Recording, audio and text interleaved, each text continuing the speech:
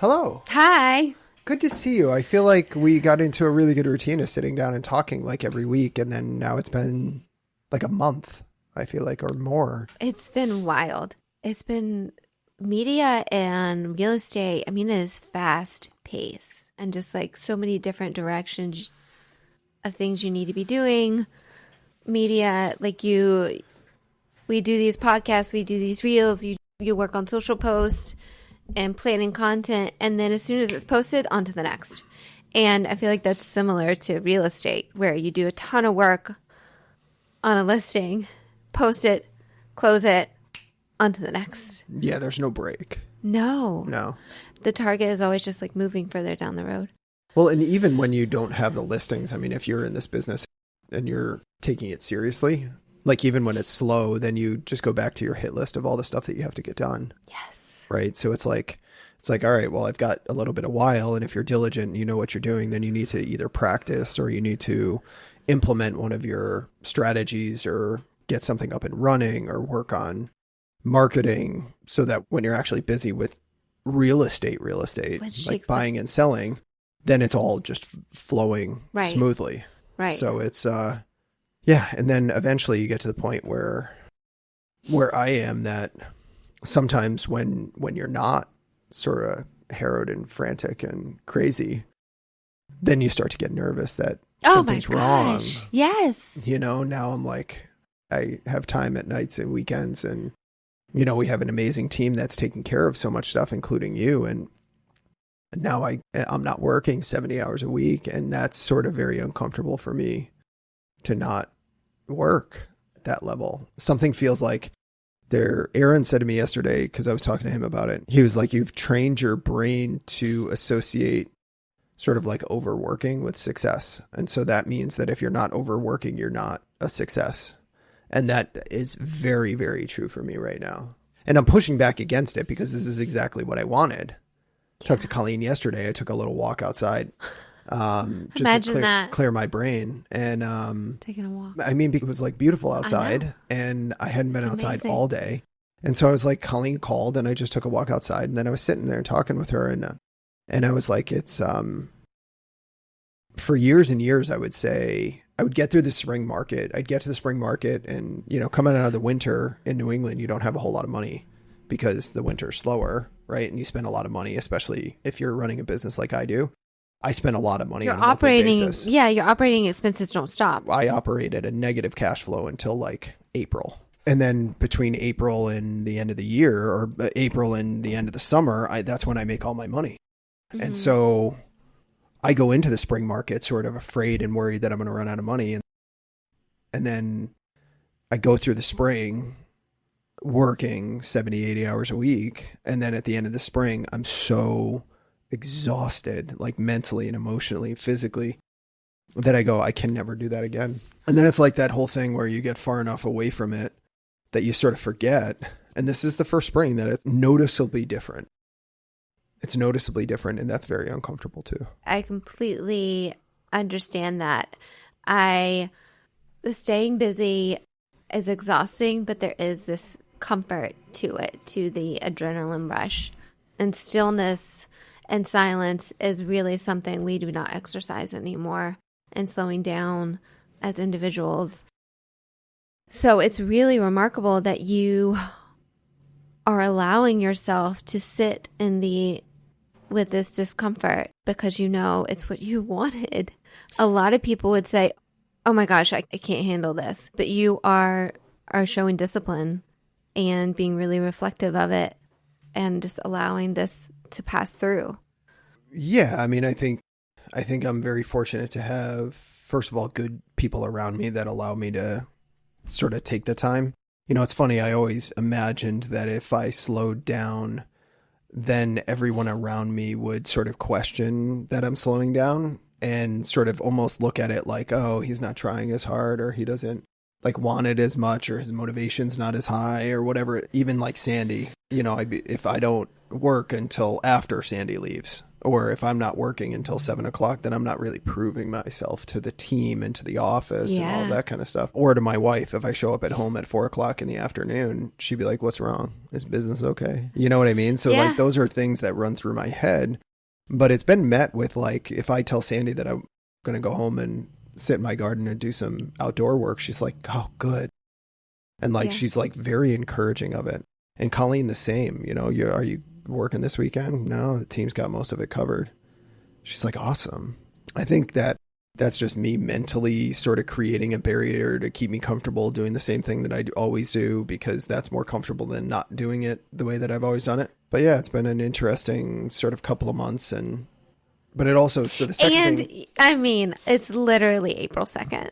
So it seems a little slow, but we haven't even gotten into the thick of things. So we should have this conversation again in May and see. Well, it's also like, this is starting as a year that is probably the lowest that I've ever been in as far as the number of transactions in the marketplace.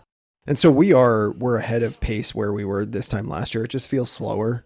Like certainly what we have sort of, we know we're going to have this spring is less than we typically know we're going to have at this point in the year. So it feels slower, but that's also reflective of the market and the uncertainty that's out there in the marketplace. Right. And you're going to have these years and you just have to hold on. Paul has a very volatile, job as well. And it's been a really rough couple of years, but you just have to hold on and know that nothing stays the same. So it will come. It always comes back. And you're going to actually probably miss this year, even though it feels uncertain and slower. I bet you'll think back and like it all worked out and that was actually kind of nice. Yeah. I mean, I think the second part to, being able to sit in the discomfort and just enjoy the time that's here is the idea that like a lot of what's required of me right now is for me to be mentally present and to be able to evaluate and to be able to learn and to be able to articulate and have the energy and the passion and the motivation to pour out into other people. And in order for me to do that, and to be available to other people, be available, yeah, that's a big part. And for all of that to be true, I can't be working 70 hours a week. No. If you look at how I operate at a very high level when I'm working 70 hours a week, I can get everything done. But as soon as the work is not required, every task that needs to be done is done. I am dead. Like there is no extra. Yeah. It is, I accomplish that needs to get accomplished. And then once that's done, I'm dead. So if I operate like that and there's opportunities that are out there as far as, pouring into somebody else or educating myself or going to an event that would be really beneficial. Or sitting down and coaching. I won't have the time to do it. I won't have the energy to do it. I won't it'll be.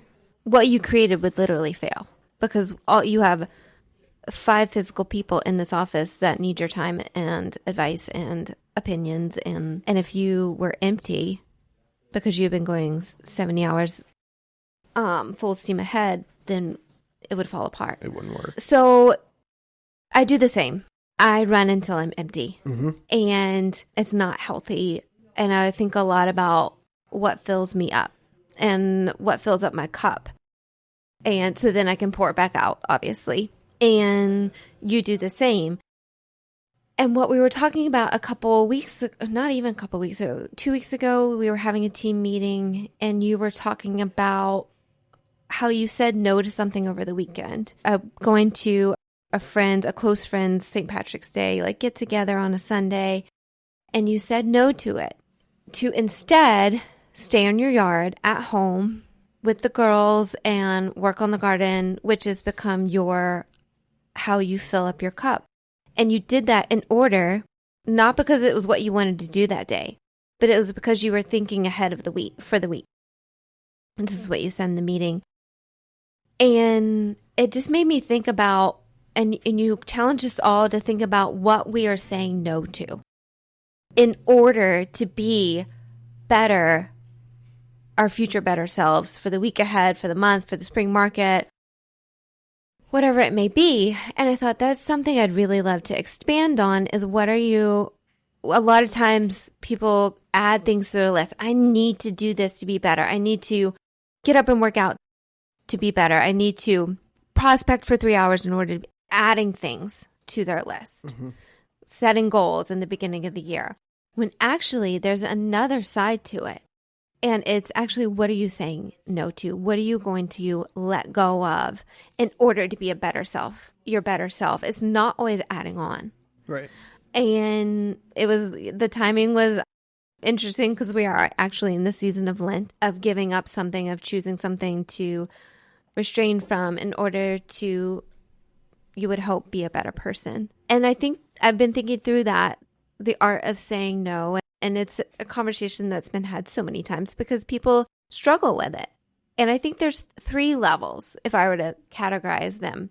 The first level of saying no are to things that we know are bad for us, or maybe aren't making us our best selves. And it's so obvious. So it could be, and it would be different for anybody. It could be, saying no to staying up late past 10 p.m. because you want to start getting up earlier in the morning, or you need to get up earlier in the morning, and you need to prioritize sleep. So saying no to staying up late and watching TV. Saying no to sugar because it makes you anxious. That's my thing right now. That's my Lent. What I gave up for Lent was sugar. Those are easy things. Yours was, or it could be, saying no to alcohol, which has been yours for years now. But those are things you can see the reward pretty quickly, and it's obvious that it's kind of like you're setting yourself a disadvantage when you partake in those things. So you say no to those. Second level is saying no to things that are actually good. This is where I struggle, is saying no. You said no to time with friends. That's a good thing. It's not a bad thing. But at this point in time, it was going to put you at a disadvantage, and you needed to say no to that and say yes to being at home and kind of like getting your mind right for the week. You say yes to way too many things. I say yes to so much. So my thing right now, a lot of them are positive. All of them are good. Yeah. I've talked many times on here that I struggle with balance and burning out. And it's because everything that I have on the table is all good. It's all great. And so my thing right now is, my example is saying no to volunteering at the school.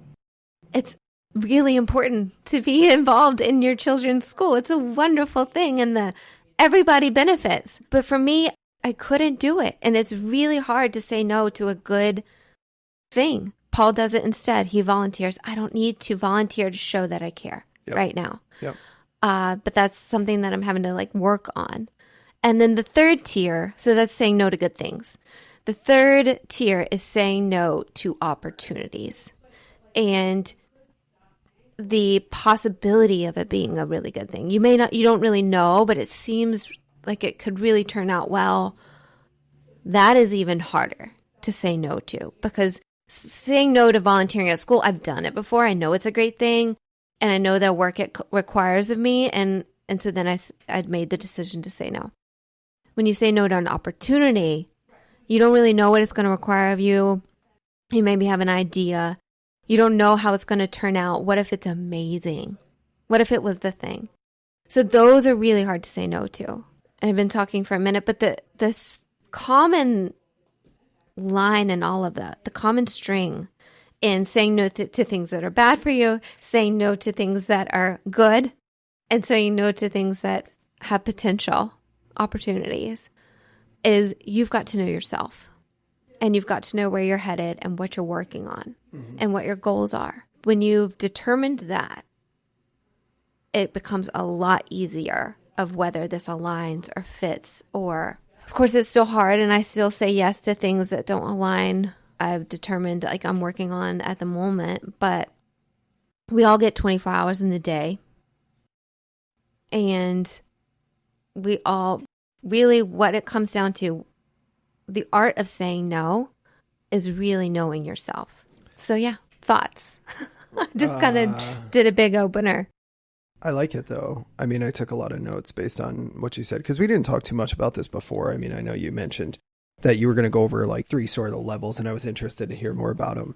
And I think that there probably is, right? All of them are about distractions, right? So a couple of things. All of them are about distractions from what you really want to accomplish. They all have a good and a bad component. And maybe good and bad aren't the right adjectives. But I would say there's like a positive with they everything. Require something of you and they have the potential to fill you up, maybe. Like it's a give and take. Well, no, there's like a push and pull with push and pull, right? A push and pull, not a good and bad, a push and pull. Well, I think that everything good is also bad. Everything bad is also good, like for the most part. So like, even if you look at the first one with sugar and stuff like that, like think about sugar immediately gives you a dopamine kick, right? And there's a positive to dopamine. Mm-hmm. So there is some positive to it. It's temporary. It literally makes me happy. Like I get kind of like giggly when Paul can tell when I've had sugar. You're smiling right now about I it. smile. Yeah. I love sugar. And it makes me like happy and silly. Alcohol does the same, which is sugar. And then I crash after. Mm-hmm. See, sugar doesn't make me happy, but it fills a dopamine need for me. And so, but then it has the crash that happens afterwards. And so it has a negative impact on the long term, your sleep, everything else, right? You know what's funny too? I gave up social media for Lent one year, or took a break, and I wound up gaining weight because I wasn't getting the hit from my feed from opening up social media. So I just put something in my mouth to get the dopamine hit. I had to fill that space. I was like, how do I get beyond this without laughing? How do I do it? For inside listeners, that people that actually listen to this, the running joke in this office for anything is that's what she said. That's what she said. Like everywhere. I did it. I accomplished it. I accomplished it, but you called it out. I was going to move on. Just understand that I had enough self-control to move on. So the low level, the push, the pull. I think that saying no is way harder than saying yes in almost every circumstance.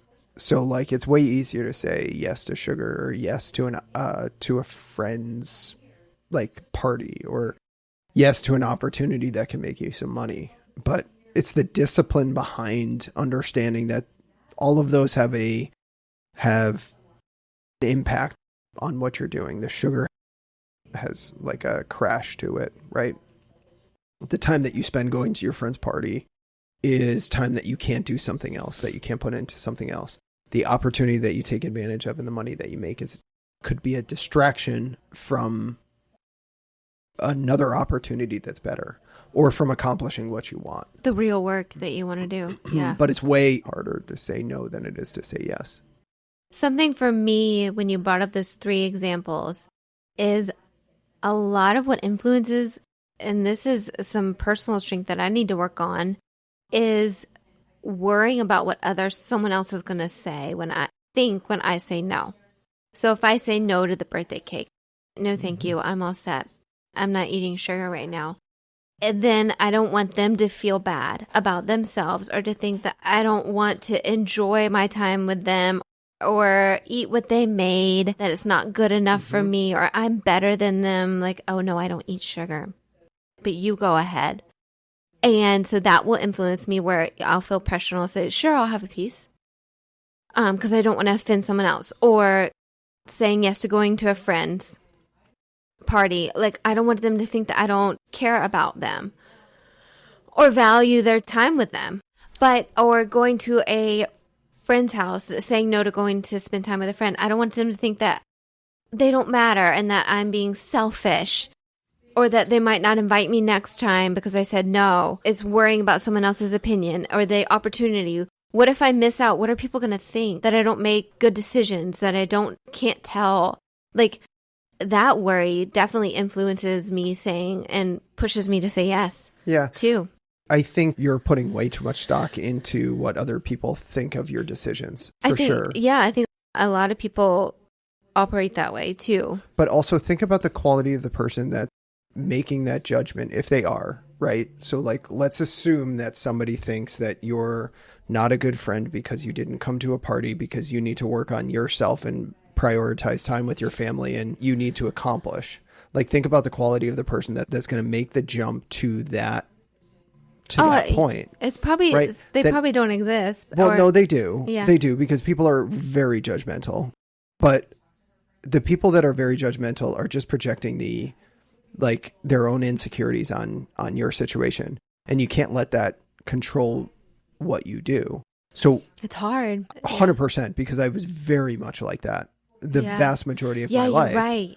The vast majority of my life, I made decisions based on what other people thought of me. And what I thought... What you thought they were thinking of. I thought But then I sort of intentionally surrounded myself with people who were like overly authentic. So, Colleen. Colleen does what she wants and says what she wants. Like, she doesn't do things out of pressure for anybody else. She's very blunt. Too. Very blunt. And to some people that like can come across, I don't know, aggressive or selfish or whatever it might be. And that's okay. I like Aaron Novello. Aaron Novello does what he wants. He doesn't allow the pressure of what other people think to affect the decisions that he makes. I have always surrounded myself with people who make decisions based on what they want. I think it's truly, like, some people call it selfish, but I just look at it as like they know what they want and they don't want to pretend otherwise. They don't want, like, and what just popped in my head, it's not really a fully formed thought yet. It's like, if you're making decisions, even though you don't want to make decisions, like, that's almost worse. Like, you're going to go to their party out of an obligation. Oh, it's awful. You're going to have a piece of cake out of an obligation. It's awful. Right? Like, that's worse. Yes. Like, if you came over to my house, but you really didn't want to be there, and then I found out, like, that's probably like the litmus test. If you made a decision that, if that decision was sort of very much out there, like, hey, listen, did you ever see that? You remember the video that I showed you about the chick who was buying the truck? She talks to herself. Did I ever send you that video? I want a big black truck. It was like a girl dressed up as a guy buying a truck. Oh, yes. Did I show you that? Yes. She just did another video about, did I send it to you? I should have sent it to you. It was like, if a introvert told you what they really Oh my gosh. What they really felt. Oh, our inner monologue is so bad. It was amazing. It was like, oh, do you want to come to this party? No. Well, do you have something else going on? No. I just really don't want to go. Like, hey, do you want to have another? No, I don't.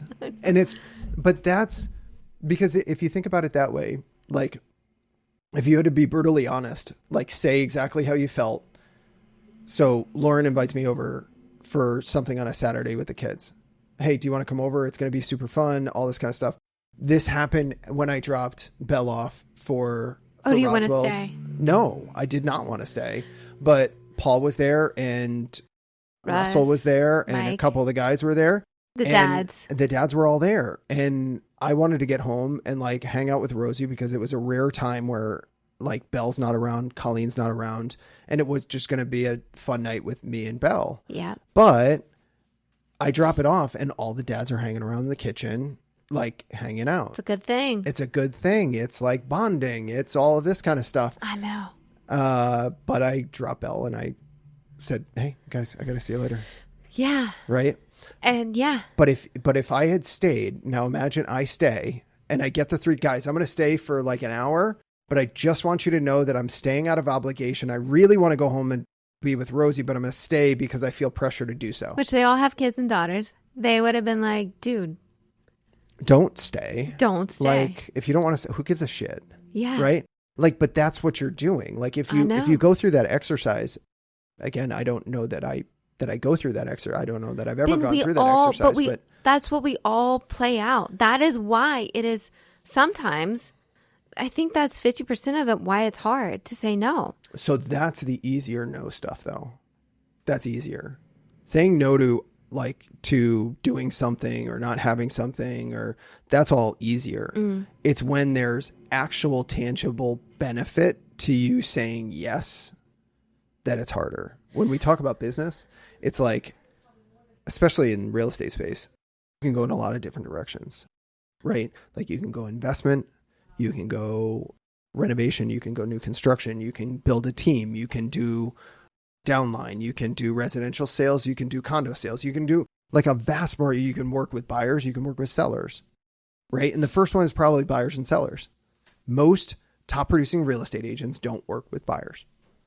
And it's because they take 2 to 3 to 4 times as long to make the same amount of money as listings do. Now, listings are a higher skilled activity. So once you have the skill to sell real estate, are you going to spend your time working with buyers where you could spend that same time and make 2 to 3 to 4 times as much?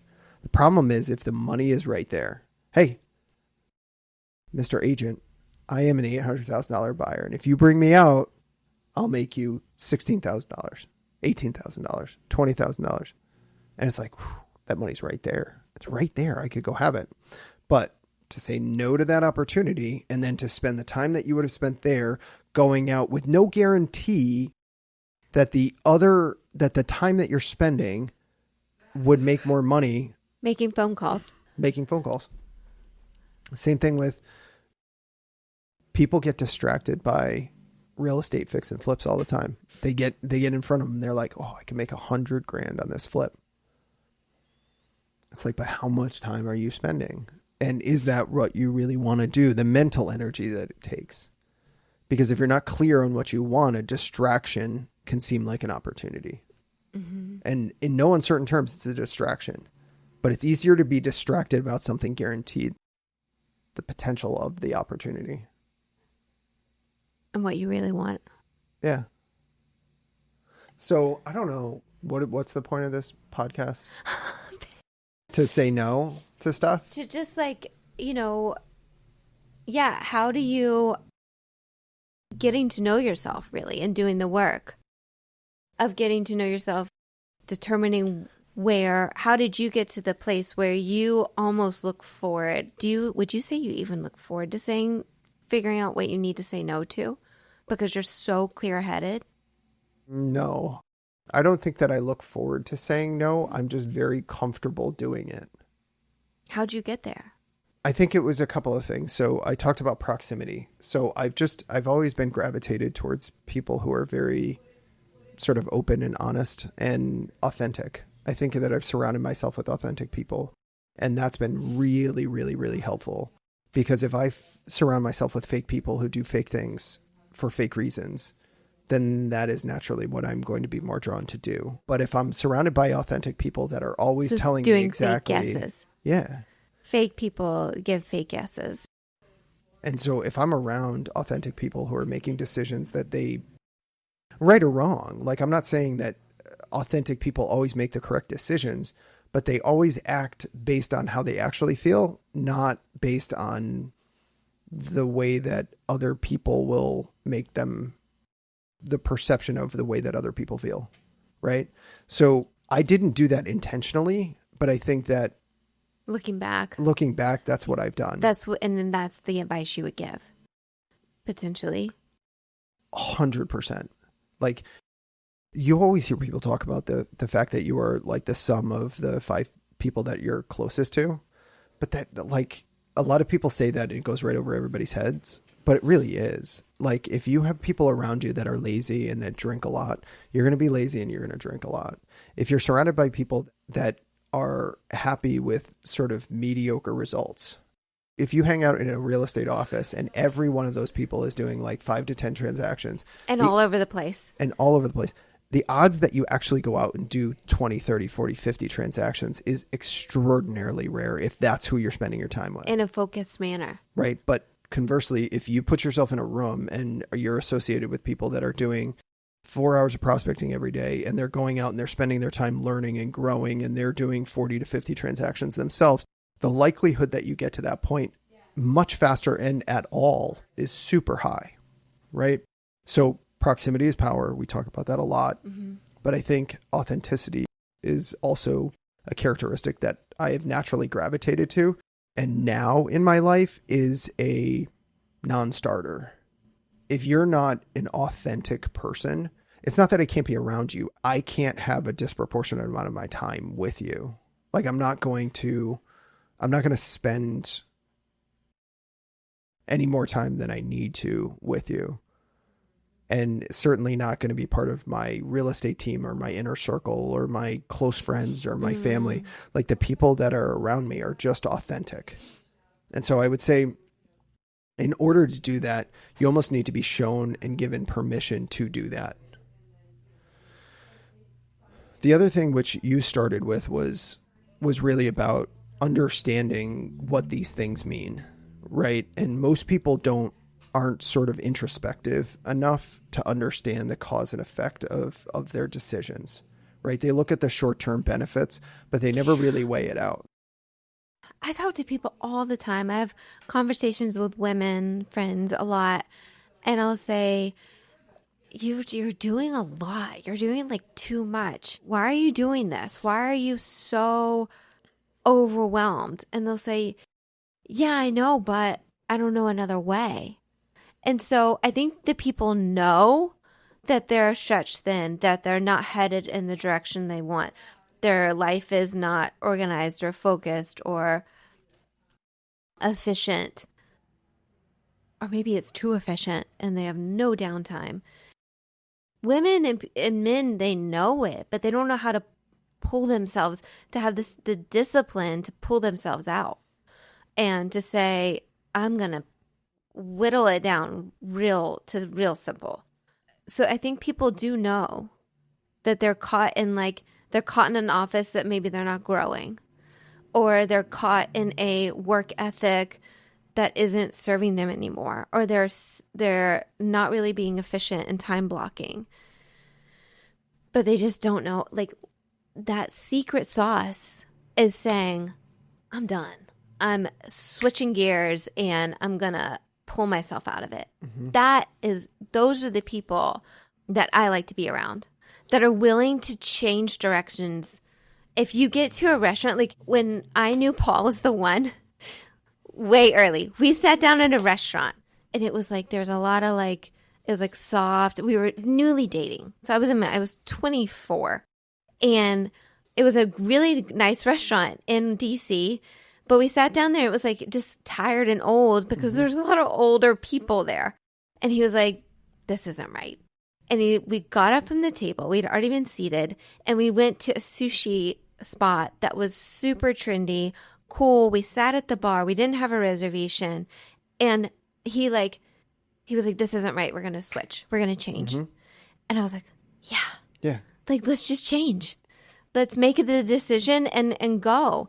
And I think people struggle with that. It was like, well, I decided that I was going to be in this office and be on this brokerage. Mm-hmm. And I decided that I was going to be this kind of agent. And I decided this is the routine I've always had. And those are the people I can't really be around. And you're good about switching and changing. Yeah. And being like, hey, I know we just signed with Compass, but it wasn't right. And then like, that's really powerful too. But that's not how I've been my entire life. I spent 16 years at Remax.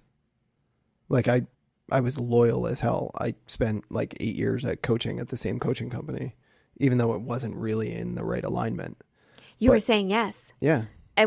Instead of being like, no. Because there was positive correlations to it. It was who I was surrounding myself with. You said, yeah, it took you 16 years to say no to it, because to say no to what you knew, to say no to what was clearly. Yeah, and I would argue that like even at that point, it was not me saying no, it was me saying yes.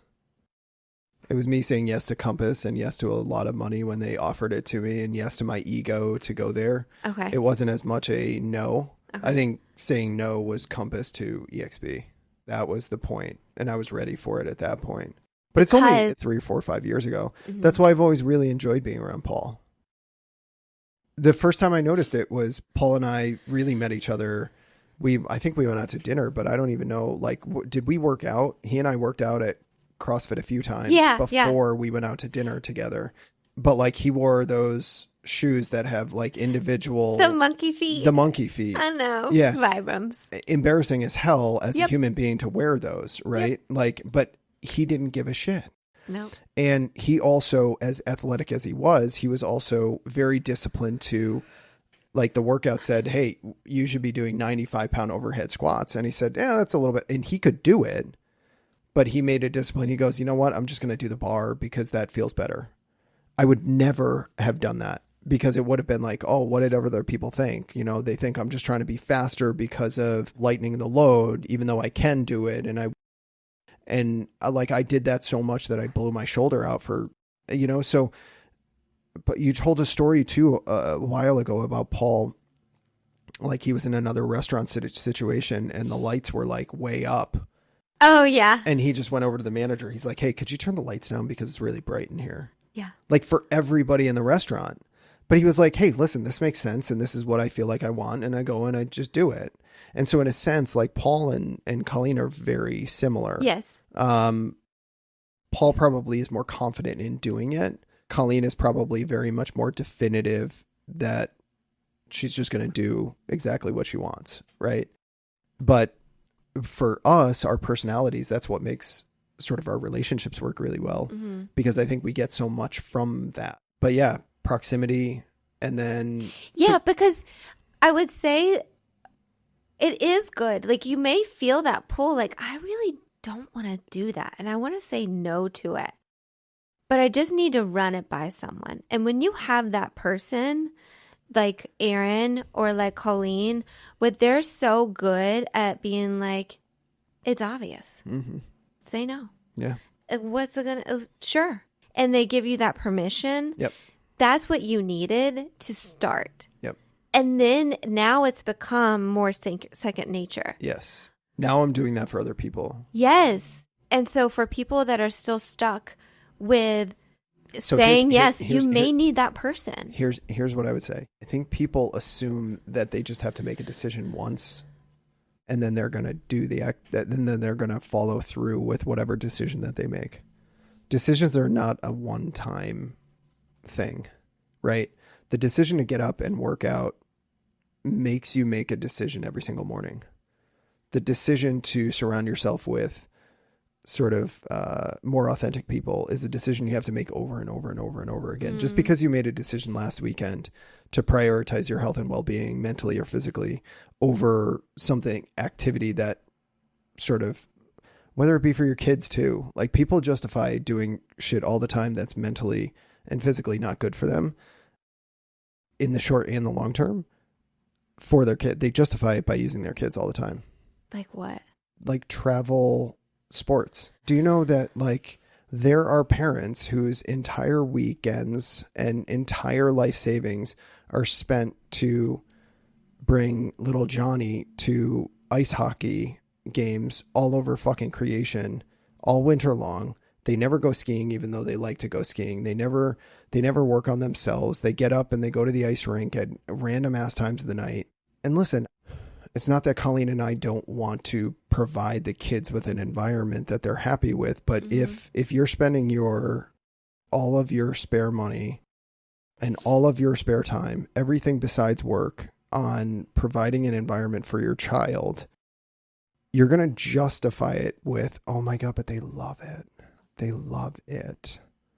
And it's like, yeah, but you know what they also would love? A parent who is healthy and not drinking every time they get home and like spending time away from their spouse. And they would also love the ski trip. And they would also love the ski trip. So they do it and they justify it, but it's like, you have to understand that it's a decision that you need to make over and over and over and over again. And absolutely. I decided whenever Lent started, Ash Wednesday, that I was going to give up sugar. And I have had to decide every single day since. And I've failed some of the days. Forgive me. But I can't. But he can. Yeah, I have to get up every day and make the decision over and over again. And it really helps when you have people like that you've told. Like everyone in my family knows I've given up sugar for Lent. So when the girls have seen me sneak it on a bad day, they're like, Mom. And it's that accountability. Oh, can I analyze something for you? Okay. Is that me doing it for my kids? No, I know. Like, I don't. Am I don't failing? Think, I don't know. I don't think it's so. Sugar's an interesting one. Why did you give up sugar? You want to? I process it really poorly. Really, my biggest anxiety attacks that I've ever had in my life have been after I've had an egregious amount of sugar, whether it was a celebration or whatever. And it was really uncharacteristic of me to be nervous about something, but I was crying and I realized I had eaten sugar the day before. Alcohol is the same way, which is sugar. Right. I What did they call you in college? Crazy Lauren? Scary Lauren. Scary Lauren. So I am so much fun until I'm not. Until you're not. Yeah. Yeah. And it's because I just can't process it. I mean, you could take this back to like my Native American roots. Like we just don't process sugar well, where like if you have Irish blood or you can just the Germans, you can just drink. I cannot. So here's why I asked that, because I feel like sugar is one of those things where people do often for Lent, and they do it because they want to give it up. I would they love want to. They want to use Lent as a reason for them giving it up, Yes. for them to give them the discipline. Yes. A greater power, like a bigger idea is helping me make the decision. I think that's making it about you, right? Like you want this, so you're using Lent to give you the discipline. Am I doing it wrong? Well, I think it just has to be more inherently compelling as to why you're doing it. And maybe it's like Lent to me is giving up something that you really want, and you're forcing yourself not to do it. You don't want sugar, and you're using Lent to try not to do that thing that you don't want to do. It's like when people say, oh, well, I guess sugar is the best example, but like giving up, like what's one thing that you love to do that's not bad for you? Spin. Right. Like give up spin for Lent. Why? Because it's a sacrifice. Because I would do yoga instead. And I don't, like, again, it's not a fully formed thought, and welcome to the podcast if you people think I have fully formed thoughts, but it's just kind of coming to me that, like, again, Lent in general is more for giving up things that you want as a sacrifice, not as a tool to give up things that you don't want. Do you know what I mean by that? So I've heard of, a pastor one time said it's no for now, not forever. Mm-hmm. And that's been something that's guided me a long time. And he gave the example that he really, really, really loves to play guitar and play and jam out with friends and study it and get better and practice and just play guitar. But he realized it was taking up too much of his time as a young dad. And it was a really good thing. That was something that he really enjoyed. And he said, you know what? I'm going to put it on the shelf. No for now. Golf. No for now. It is taking up too much of my time. But not forever. And that's the season of Lent. It's a period of time. You give it up. But you say no for now. And then what happened to him is his daughter, his third child, once she got 12, she found his guitar. And she said, hey, Dad, I want to learn to play. And he realized, oh, it's coming back. Now. Yeah. And it was something they wound up doing together. Mm-hmm. And that's a principle a lot of times where, even for me, I don't really have a lot of friend time. Mm-hmm. Girlfriends, friend trips, dinners with girlfriends. And I wish, it seems really enticing and like fun, and you see it on social media and you see other moms and women hanging out and you think, I want to do that, but no for now. I can't. But also right now. When you do, right? Because when you do you actually enjoy it? Or like, are you thinking about all the other shit that you would be doing it's and hard. The time that you spend away and all that kind of stuff? Yeah, what I'm getting behind on. And that could be, Paul gave up golf. No for now. Prioritize for now. Right? Like you're prioritizing for the things that you actually want right now that are more important than whatever it is that you're giving up.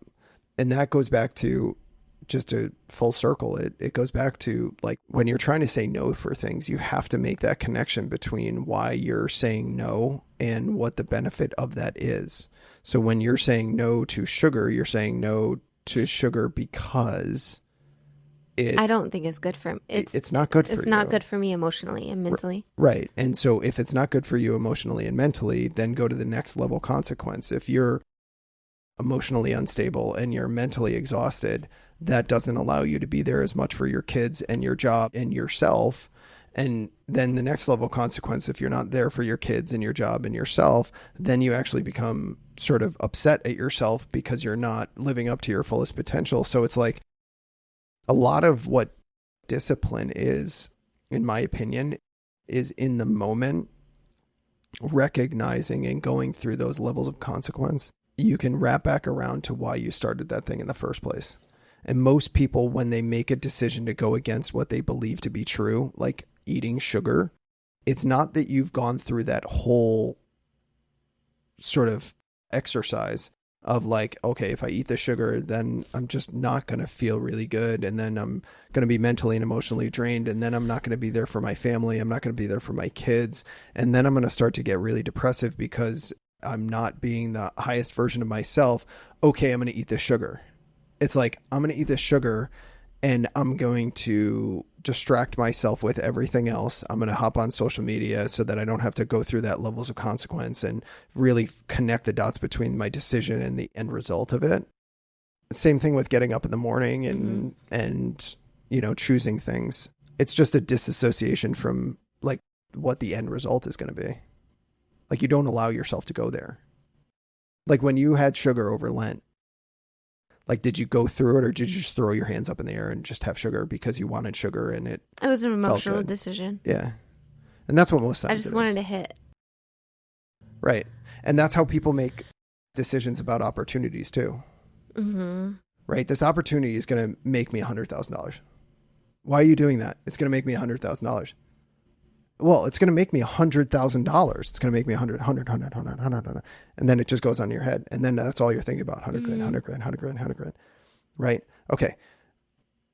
But taking the time away from your business, what consequences are there for that? Well, I don't care. It's $100,000. Well, what if you could make $200,000 by giving up $100,000? Would you do it? Okay. Give me 100 grand. I'll give you 200 grand. Would you do it? Yeah, of course. Okay. Well, then let's go through how that could be true. And is this opportunity is in alignment with where you're going and what you want, or is it just a distraction to make more money? The thing with saying no, it's going to take longer and typically to make that $200,000, where the $100,000 could be right now. But if you you have to say no, and then the gain is so long. It's the long-term gain. Well, we're talking about money, but this is money the same to with money, sugar. money to money, but it's not. Sometimes it's not that easy. It's not money to freedom. Like the $100,000 could buy you certain freedom, maybe right now, but saying no to it and investing in something else allows you that long-term freedom. Mm-hmm.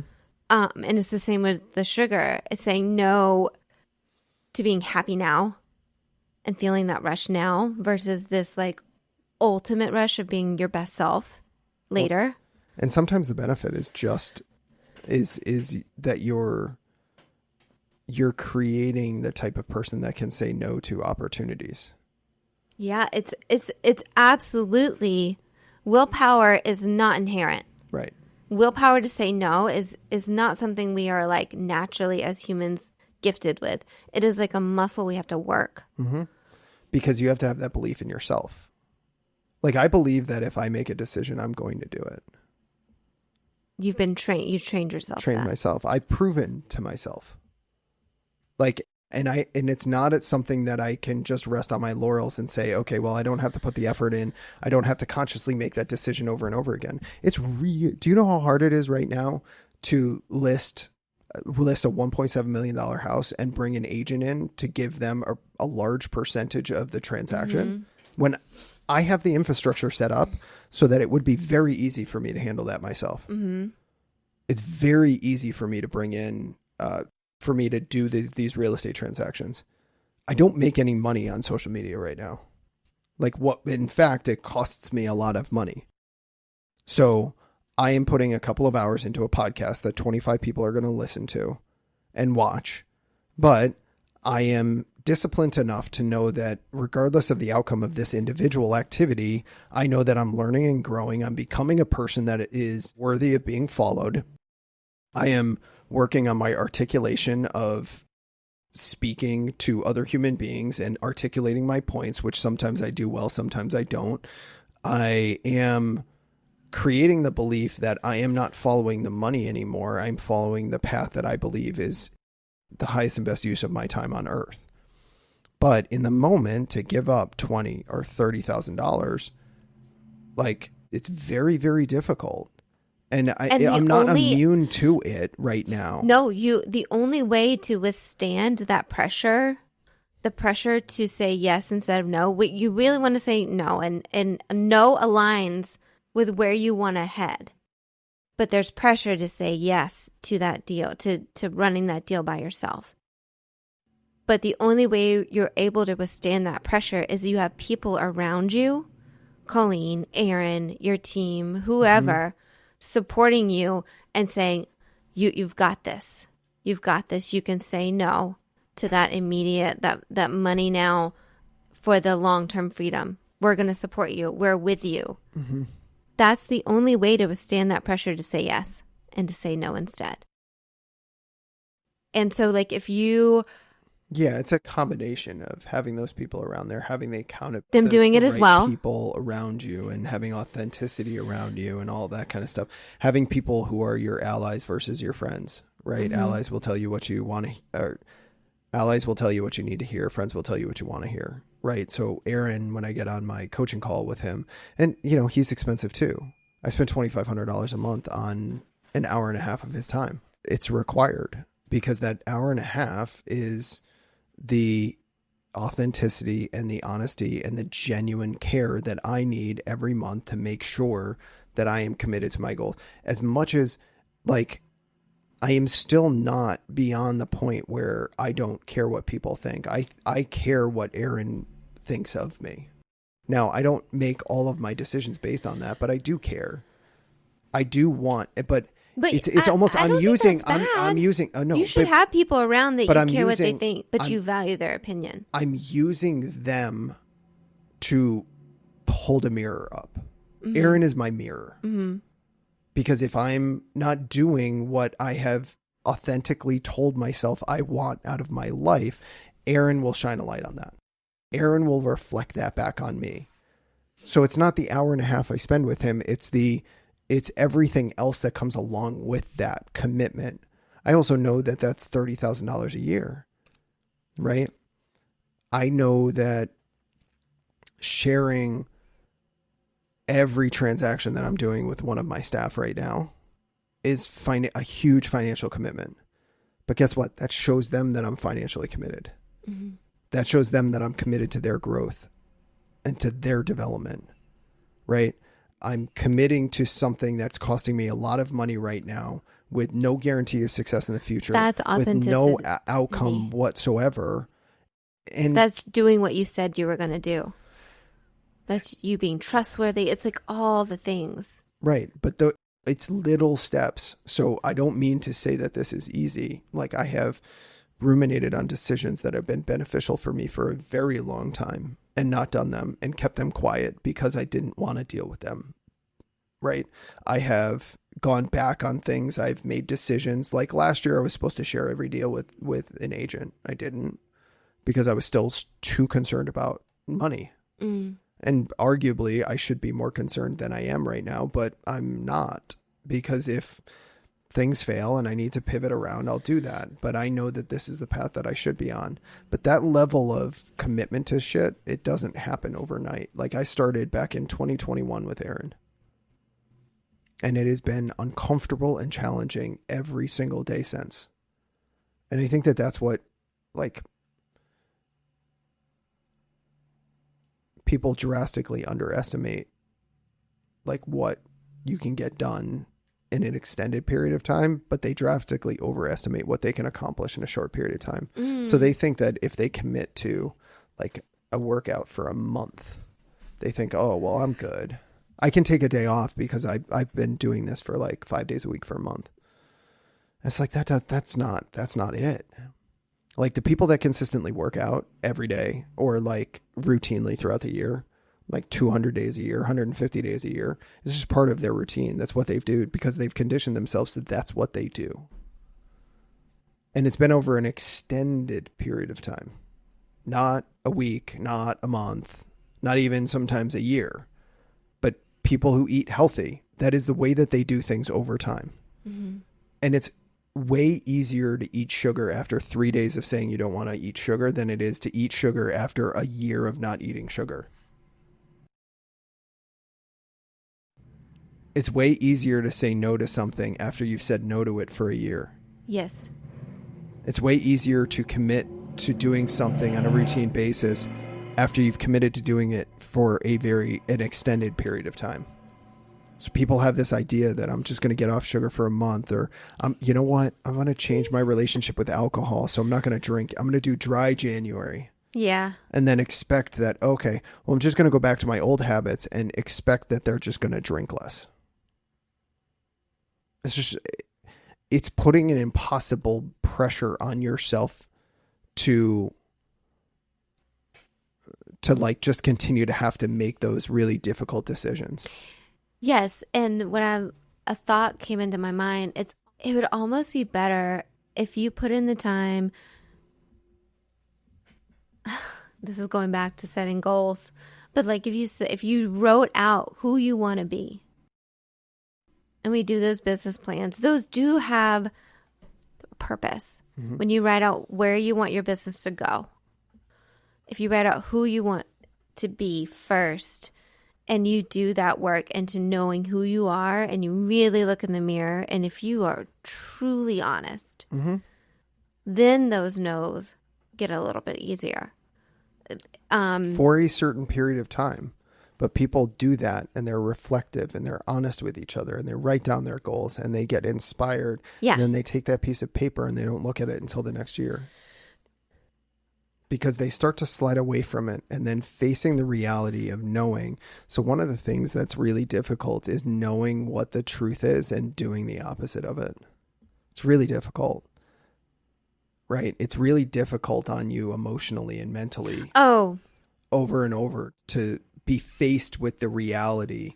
Here are my goals. Here's what I'm not doing. That's why people don't like coaches.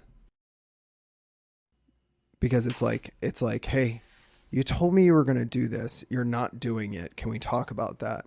No, let's talk about something else. There was this lead thing that we were going to do over in our office, and let's talk about that because I don't want to. Let me show you what I am doing. Right. These are all the things. These are all the things I'm doing. Mm-hmm. It's like, no, but that's not what you said you were going to do. Correct.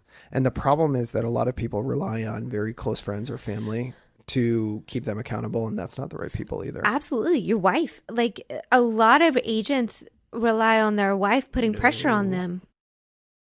That's a recipe for disaster. Yeah. Because that person doesn't inherently want to. Or your husband. They don't want to. Like, I can't be the person to make my wife accountable for things that she wants to do. No. That's not my role. That's not my relationship. In fact, if Paul kind of points stuff out that I said I was going to do. Yeah. I just. What's it do? Do it anyways. Because it's like, fuck you, bro. Yeah. You're not the boss of me. Yeah. You're my spouse. I'm going to do whatever I want. You're my equal. They are. They're your equal. Mm-hmm. They are not your coach. They can be your partner in it. And like Paul doesn't bring sugar into the house. He's not going to point. Yeah. You can motivate by action. You can't motivate by word. So like Paul working out every day, Paul not. Like you're more disciplined in your diet and your exercise, I assume, because Paul is so disciplined in his exercise. Absolutely. And diet. It's, yeah. Right. But if he got up every day and be like, Lauren, what are you doing to work out today? Oh my gosh. Yeah. You'd smack him, right? Like, be like, shut up. And it would cause the reverse. It would make you not want to do that almost out of spite. Yeah. Right. It made me not want to be around him. Yeah. So yeah, like what you said, recipe for disaster. It cannot be your spouse. But who do you have in your life? As an agent.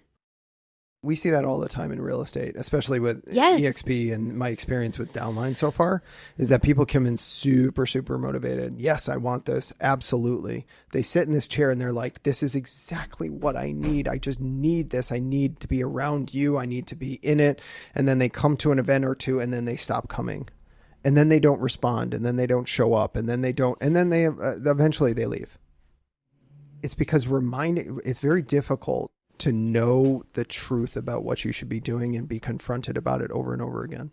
When in reality, at every step, if people are truly supportive and interested in you doing what you say you're going to do, if somebody commits to something and they don't show up and they don't show up and they don't show up, and then 6 months later they show up, I'm going to be like, oh shit, yes, you're back, you're here.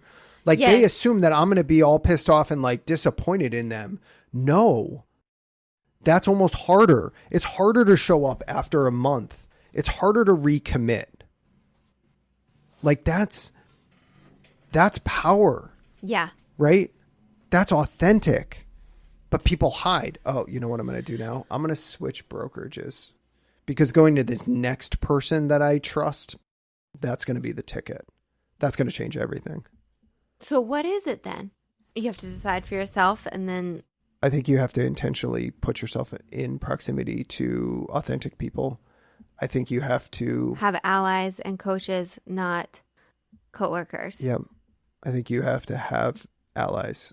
I think you have to have, and that's what I'm trying to create with the culture of this organization. That's what I'm trying to create with the office. You heard me talk about it last week. Like they should have an accountability group between the three of them, right? I've been talking to my downline about inviting people to the events. I can't be the only one creating a culture. Mm. I can't create a culture individually. The culture has to be the collective of the group. So if I'm the only one creating a culture, it's not going to work. Everybody else has to believe in the culture and be involved in the culture. So like after 12 events now, I'm the only one inviting people to events.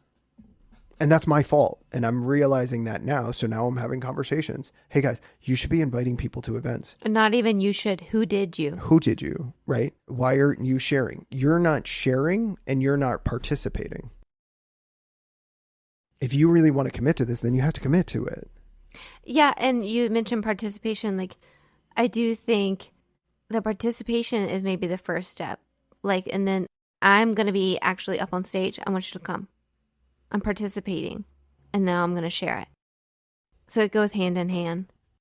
You can't have one without the other. They need to be participants too. Well, think about like what just came off. Which we're shifting. Like, was AA. Think about it. I mean, it's like you show up, and you have a sponsor, right? And a coach, and you have people that are holding you accountable, and they go to meetings with you. And the meetings are everywhere, and there's a common culture and belief, and there's an open and welcoming. And if you slip up and you go back to alcohol and then you show back up, like that is an incredibly open and welcoming place. Yes. It's not like people are judging you. Oh my God, you slipped up. Get the out of here. It's like you did the right thing. You're back. We applaud you. That's harder, right? It's harder to fall off the wagon and come back than it is to stay consistent. People don't understand that. And they look at it like, oh, they're going to judge me, or they're going to like, or I'm less than because I didn't stay committed. Or I was saying no, I was being clear-headed about business opportunities. And then I said yes to this one and it blew up in my face. Now everyone's going to question me. Or I'm halfway down that path. Or I'm halfway down. And they're going to stop. Right? Everyone's going to question me. It's like, no, they're going to applaud you. I had to repay Compass 6 figures to get out of that. And now it's part of your story. Mm-hmm. It's not a fail. It's just part of your story. And if you mean to say no to things and you say yes, but you're surrounded by people that are there to support you and hold you accountable, they're not, if you're surrounded by the right people, mm-hmm. they're not going to like hold it against you. It's proximity. It's power. And I think it's just decisions. It's like buying in. There's so much information out there right now. You got to pick a path. You got to commit to what you want to do. It's not, this is the thing, is that if it was easy, everyone would do it. I'm not sitting here saying that this is easy. Being an agent's really hard. Not even agent, just life. Yeah. Like life is not easy. Making these decisions, and that's why being a kid is so much fun, because you don't have to make decisions. Yeah. Decisions are made for you. So all you have to do is have fun. right? But as an adult, you got to start to make decisions. And those decisions come slow. You got an apartment that costs $1,200. It's easier than my bills, right? Like you have to work 8 hours a day, 5 days a week, but then you have your weekends off and you don't have kids. You don't have other a huge debt, hopefully, right? Those decisions, like then they sort of graduate into, more responsibility. You have kids, you have a house, you have responsibilities, you have employees, you have all this kind of stuff. Like you have to grow into that. I'm not suggesting that you can't, but it all has to start at a certain place and it is not easy. Stop thinking that it's going to be easy. So people are like, well, I just want it to be easier. No, but don't wish for it to be easier. Just wish for you to be like better, stronger, right? I don't want shit to be easier. That's boring. I just want to be stronger. I want to be better. I want to be more committed, more authentic, more honest with people. Yeah. More clear-minded. More spiritual. Like all of that. And I am far from done. I'm not sitting here like implying that I have it all together, that I know. I'm sharing some of what I have learned and in the hopes that it will help somebody else. There's a Bible verse and it says, it's Nehemiah 6:3. I am doing a great work so that I cannot come down. Nehemiah, focused on rebuilding the walls of Jerusalem, refuses to meet with his enemies who are trying to distract him from his task. I am doing good work and I cannot come down. Like you are so focused on the work you are doing. You're doing great work. You're so clear-minded. I am not going to come down. We've been talking about the story of Balaam and Balak. Do you know that story in the Bible? Where Balak was getting invaded, and he called for Balaam, who was, and we'll probably cut this out because you know how people are, but like,